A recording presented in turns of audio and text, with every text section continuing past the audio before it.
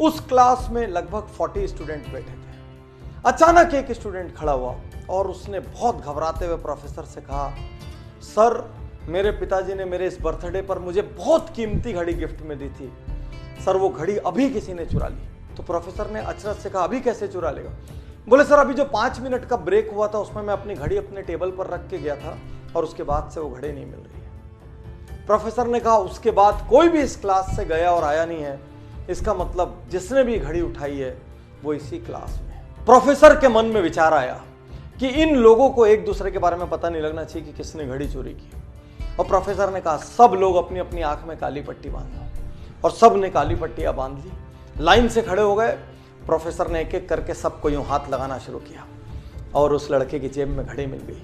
Professor ने चुपचाप घड़ी निकाली, घड़ी निकाल के जो मालिक था मुस्कुराते हुए उसके हाथ में दे दी और क्लास नॉर्मल चलने लगी, किसी को नहीं पता चला।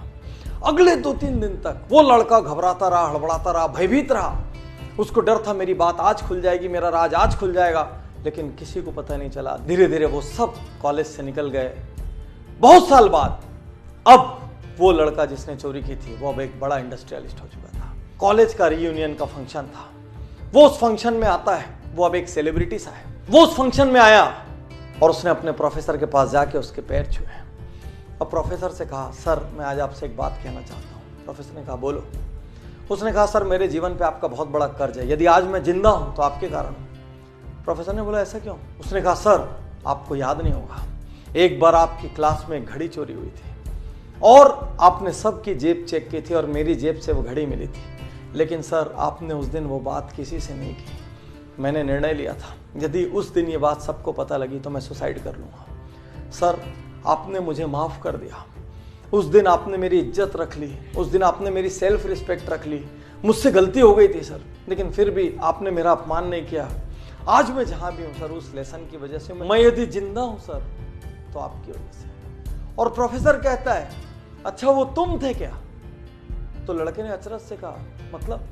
बोले, उस दिन मैंने तुम सबकी आंखें तो बंद कराई थी, लेकिन साथ साथ मैंने अपनी आंखों में भी पट्टी लगा ली थी ताकि मुझे भी नहीं पता चले मेरे कौन से स्टूडेंट ने काम किया है। मैं नहीं चाहता था मेरे अपने किसी स्टूडेंट की वैल्यू मेरी नज़रों में हल्की हो या मैं किसी के साथ दुर्व्यवहार करूं। ये सुनते ही वो लड़का जो अब एक नामी इंडस्ट्रियलिस्ट था, उसकी आंखों में आंसू आ गया और वो प्रोफेसर के गले लग के 2 मिनट तक रोता रहा। यही तो अद्भुत महानता है, किसी की गलती पता चलते हुए भी माफ कर देना, किसी को इग्नोर कर देना, उसको उसकी सेल्फ रिस्पेक्ट बचाने का मौका दे देना, पता होते हुए भी कि ये कल्प्रिट है, उस वक्त जाने देना ताकि उसको सुधरने का अवसर मिल सके, अपना चेहरा ऊंचा करके चलने का अवसर मिल सके। आज के इस युग में जहां हर व्यक्ति किसी न किसी की गलती ढूंढ रहा है, परिवार में माँ बाप की गलती, भाई की गलती, जीवन साथी की गलती, ऑफिस में बॉस की गलती, कलीग्स की गलती, कुछ और नहीं हुआ तो देश की गलती, समाज की गलती, राजनीति की गलती, सरकार की गलती, सबकी गलती ढूंढ रहे हैं।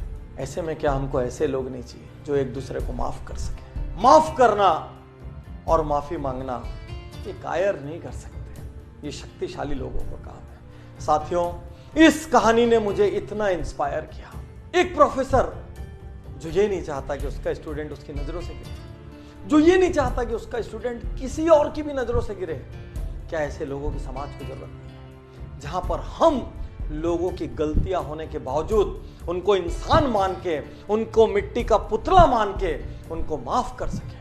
हमारे भाई से गलती हुई, हमारे पार्टनर से गलती हुई, हमारे जीवन साथी से गलती हुई, हमारे किसी और फैमिली मेंबर से गलती हुई, रिलेटिव से गलती हुई, कलीग से गलती हुई, मोहल्ले में, कॉलोनी में, स्ट्रीट में रहने वाले किसी से गलती हुई, समाज के किसी अंग से गलती हुई, 1-2 बार माफ कर दो, जाने दो ना उनको उनकी सेल्फ रिस्पेक्ट के साथ। गलतियां ढूंढना महानता नहीं है, गलतियों को इग्नोर करना और सामने वाले को अपना सम्मान बचाने का मौका देना महानता है।